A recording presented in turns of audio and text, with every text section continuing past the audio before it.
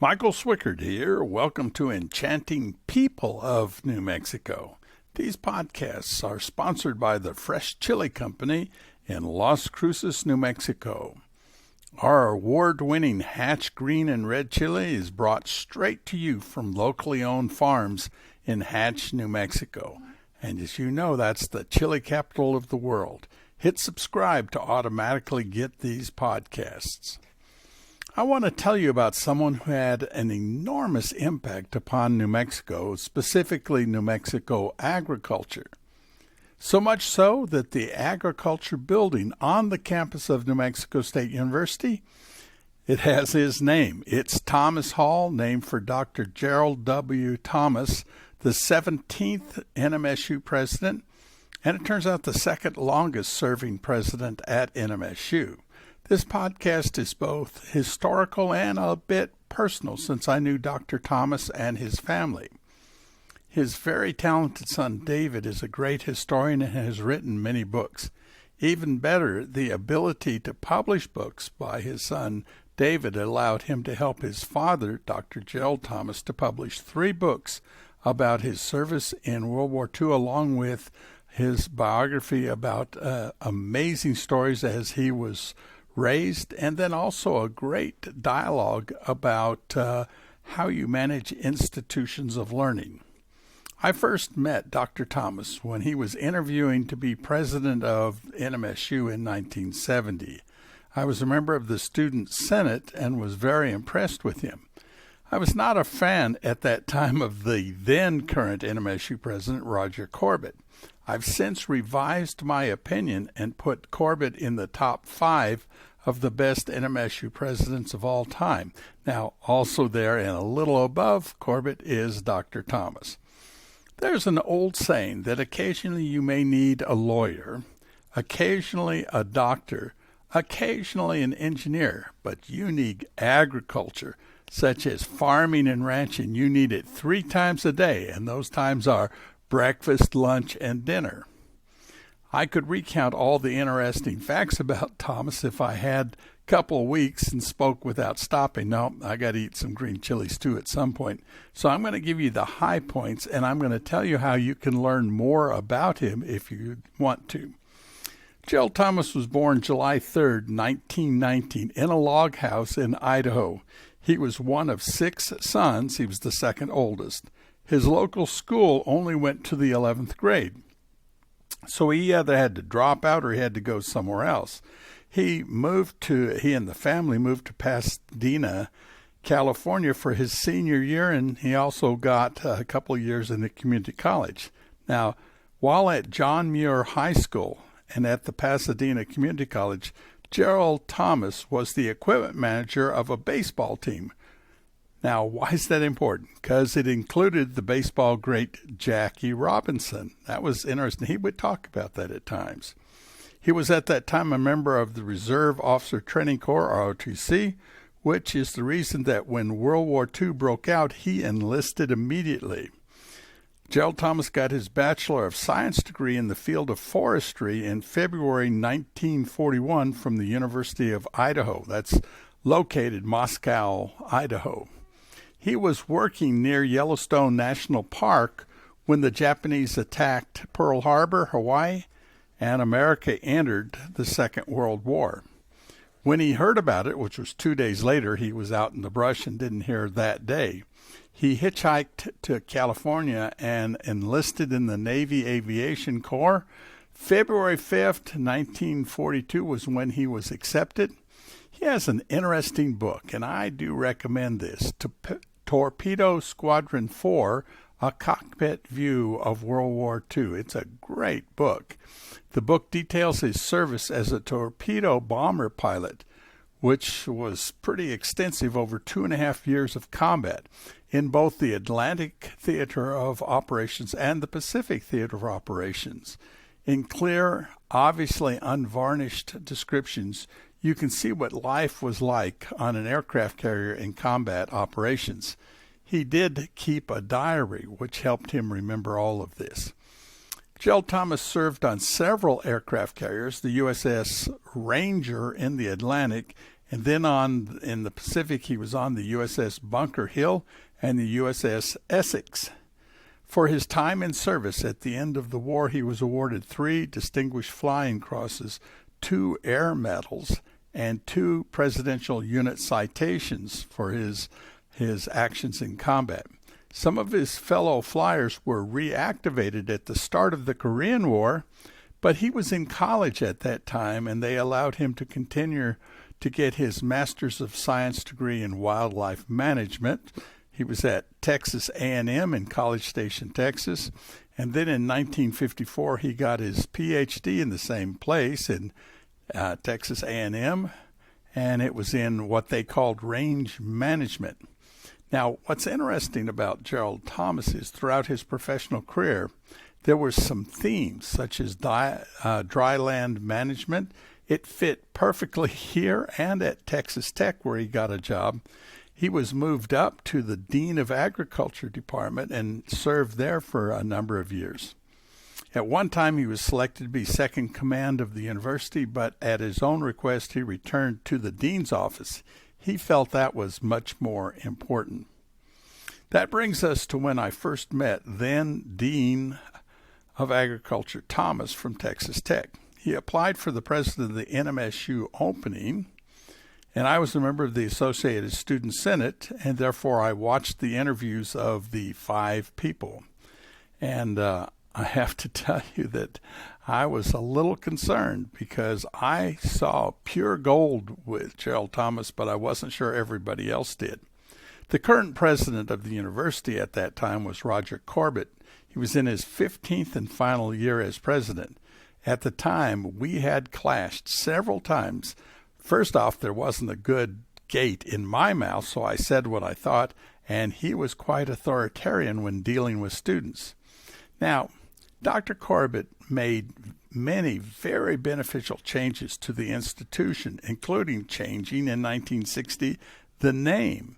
Did you know that it was New Mexico College of Agriculture and Mechanical Arts? He changed it to New Mexico State University. He also, this was the big thing, added PhD degrees and enhanced research. And all of that made it the modern university that it is today. So I've come to really respect Dr. Corbett. He gave a going university to the next president.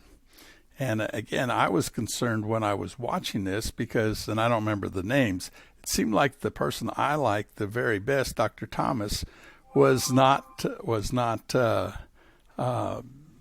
one they were going to choose. I was really concerned about that.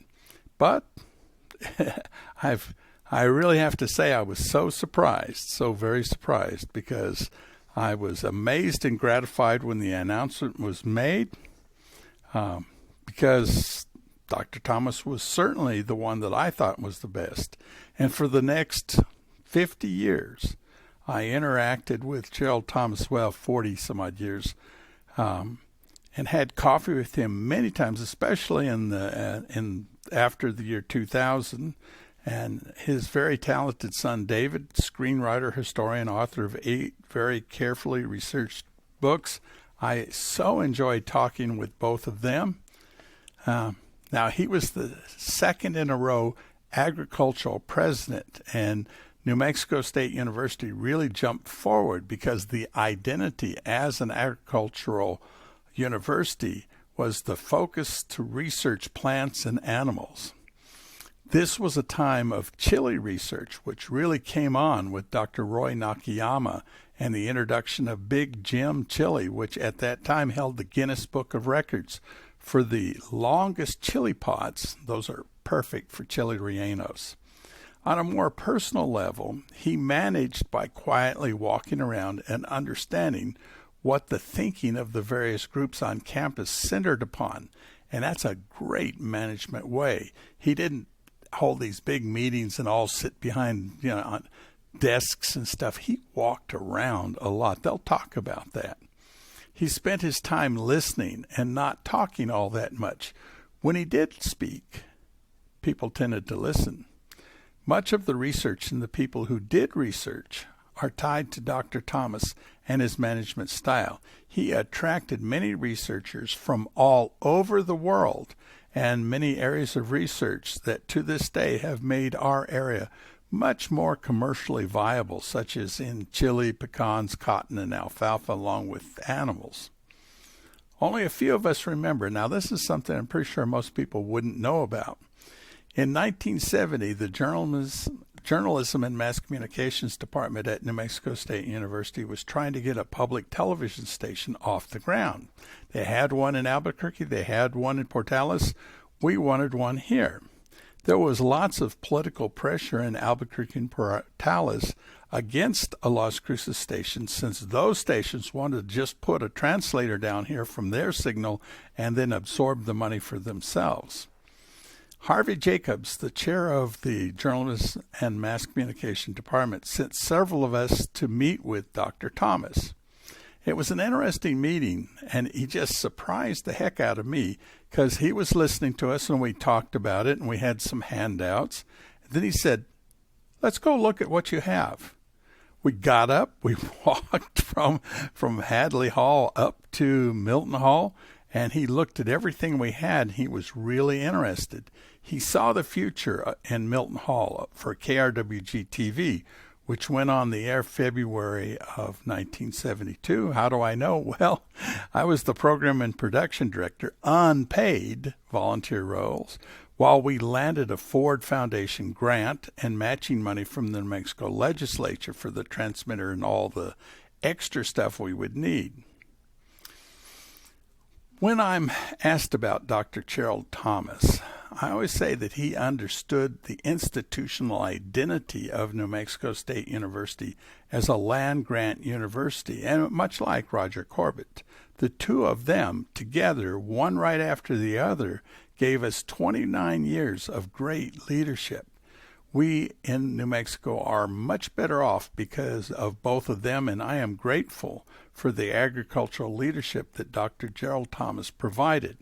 I urge you to read his books. He has 3 of them.